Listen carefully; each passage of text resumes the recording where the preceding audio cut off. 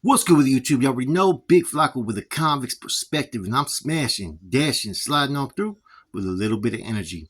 Please hit the like, subscribe, comment, do all those things to help support this channel, and hit that bell notification for future viral content.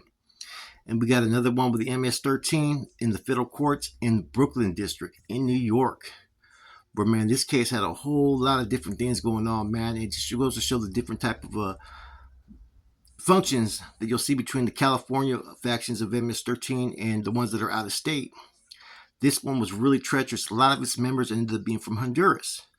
Now, the thing that was so big about this case was one of the key star witnesses was the shot caller's brother, Santos Amador Rios. He was a member of the Centrales Locos Salvatruchas, or CLS, a clique or faction of what you call the MS-13 that's out there in New York. Seemed like as he was testifying against his brother, he was playing the victim role pretty much, saying that he loved his brother a lot, put a lot of faith in him, and that's what led him to be there testifying against his younger brother. Now, his younger brother was a shot caller of this MS-13 faction, COS. Now, what I come to find out is kind of interesting about these gangs, right, is that the Order of the Green Light comes from its leaders. So it's not like the group collective has like a voice or an opinion. It all falls upon one man, which is kind of interesting. Therefore, every hit that occurred that was related to this gang, basically Melvi Amador Rios, who was the suspect, and the younger brother of the one that's testifying against him, was the alleged leader of the CLS MS-13 gang. Now, on the stand, Salvador, the older brother, said, "It isn't like he wanted to do what I'm doing right now, but I cannot rot in jail. He knows that, and I know that I love him a lot, but there's nothing that I can do." So pretty much he's putting blame upon his brother, who's facing these racketeering charges, that he just can't do the time in jail, and he's admitting it. So this does fall back upon the younger brother, because if you know your brother's not made or cut from the same cloth, why even recruit him? Now, one of the murders that he's being accused of being part of, right, was orchestrating the murder of a 16-year-old Julio Vasquez, whose head was nearly hacked off in a brutal stabbing in Alley Pond Park, May 16, 2017. Now, he's also being accused of ordering a near-fatal shooting of another teen who was shot and paralyzed in October of 2016, and he was planning on several robberies of stores to send money back to the families of immigrants in Honduras and El Salvador. That's kind of interesting. He was like a Robin Hood out there, huh? Trying to take care of people from the homeland. Now, Santos testified all throughout Friday. And the thing that was interesting about Santos is that he grew up in Honduras while his brother grew up in the U.S.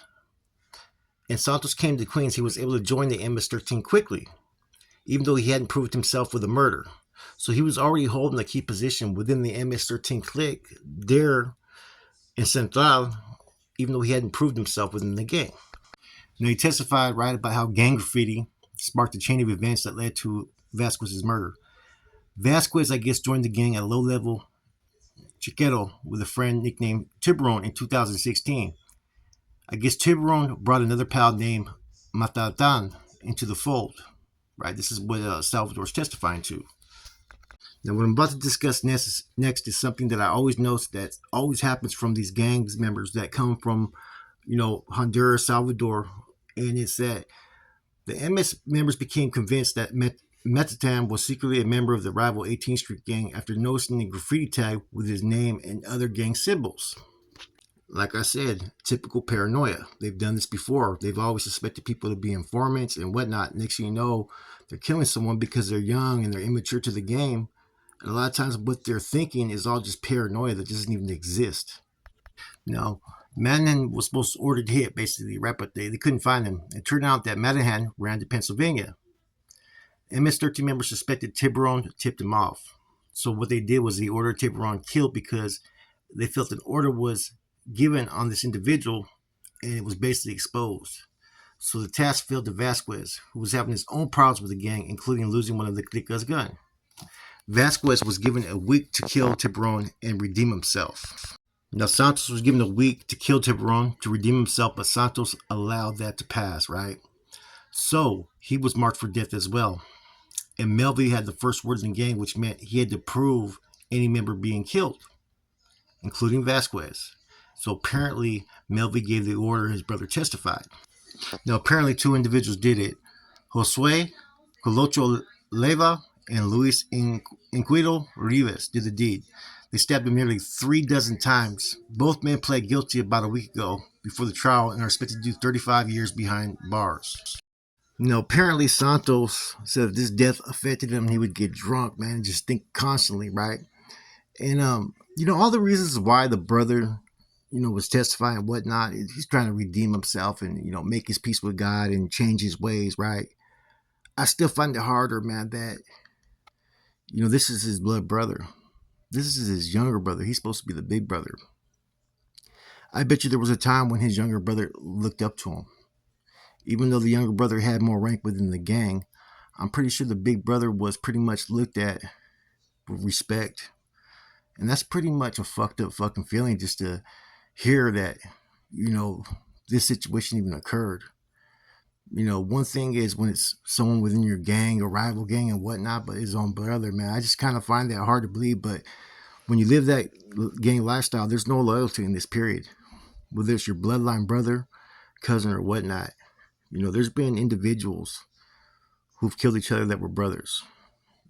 Chicken Legs from Chino, the one who killed Fat Cat Zapata and Chino.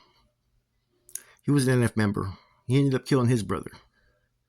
There was a couple situations amongst the Metals where they took out their you know what I'm saying, their own brother. There's people who've taken out their wives, as we already know.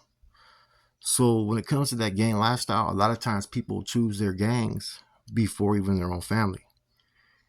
And now his brother's going to be doing a lot of time. But the betrayal that came on this is kind of shocking because you just want to know what kind of charges did the younger brother have against him.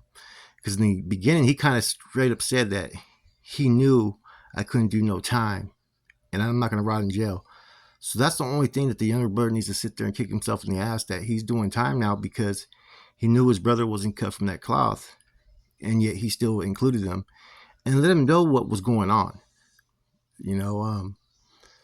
Like I said, though, in looking at this case, right, this case is like typical of a lot of cases that I've heard, ones that have happened out there, like in South Carolina, Virginia.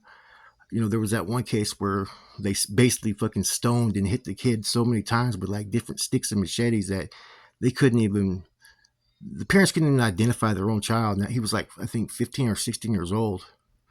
And there was another one that was similar like that. There's been so many different killings that have happened with the MS-13 that they're brutal. And a lot of times it's based upon they're paranoid. They think this person's a rival gamer from this gang. So I'm kind of curious that maybe over there in Honduras and El Salvador, maybe there's games like that. Maybe a lot of dudes try to infiltrate. Maybe they try to have ulterior motives. I don't know. But there's been a lot of gangs that, like I said before, that I've seen paranoia type of actions call for one to take certain actions. Like this one right here. They thought an individual was from fucking 18th Street, so the problem got passed to this person or that person. And that's kind of unusual for a street gang. If you really look at how this gang was operating as a street gang, it was almost like a regiment, almost like how the NF functions as far as, kicking back money. Its commander, and basically things have to be sanctioned from one department. And see, I'm used to the old school ways of the street gangs to where, yeah, you may have a leader or whatnot, but you're always going to have a select few that are really going to have pull or palabra in the hood. Decisions are basically going to be made. Fuck it. And sometimes decisions will be made by one member from your gang. Whether you agree with it or not, you're just going to fucking back your homeboy up. Now, this is on a whole different level. This is almost like organizational activities with a street gang. Because they're doing robberies to benefit the gang. They're doing killings to protect the gang. And those type of things, to the magnitude of which they were doing in this case right here, just shows that they're doing on a higher level. And see, the thing that I kind of find that's also kind of makes me look at the MS-13 always not in a positive eyes. And when I say MS-13, I'm not talking about the ones that are from Hollywood and from LA that fall under the MS bandana. I'm talking about the ones that are like, that fall under the national one. They recruit kids at a young age. You'll see grown men that will be attacking kids. You'll see grown men that are putting young underage girls out there, to be used. And that's some sick shit, man. But that's their get down. Anything for the profit, anything to get that money, anything to be looked at as power. See, I think the MS-13 at times is more, striving for power over money. But I think they realize that you have to have money to maintain it. And a lot of those leaders back at home, they want that money to fucking fatten up their pocket. So a lot of these gang members, when they come over here from Honduras and El Salvador, they're schooled in one direction. Okay, this is what we need to do. This is what we need to establish. So they come over here with a plan, a game book to put that into effect. And a lot of it's going to be about control, power, and money. That's why you have so many different indictments. If you really sat there and go through the Department of Justice cases, I guarantee you, man, you're going to find a huge percentage of these are going to be MS-13 cases. Huge. I think they get indicted more per year than any of these other criminal organizations. I swear to God. And every case that you come across that has to do with MS-13, there's always some fucking crazy twist or plot that's to it, man, which is kind of interesting. They make for good content. Now, I don't respect or support some of their ways. I think that a lot of them are psychopaths, sociopaths, and that they have no sympathy for their victims. They have no sympathy for, regular humans in society or regular civilians. And that's kind of dangerous at times, man. So when you hear certain claims that are fucking bestowed upon the MS-13, and more from the national one, like I said, a lot of that, if you really look into their fucking cases, a lot of that's fucking, they've earned those titles. Anyways, I had another video that was ready, man. It was about a prison gang that I've been doing, a lot of research on.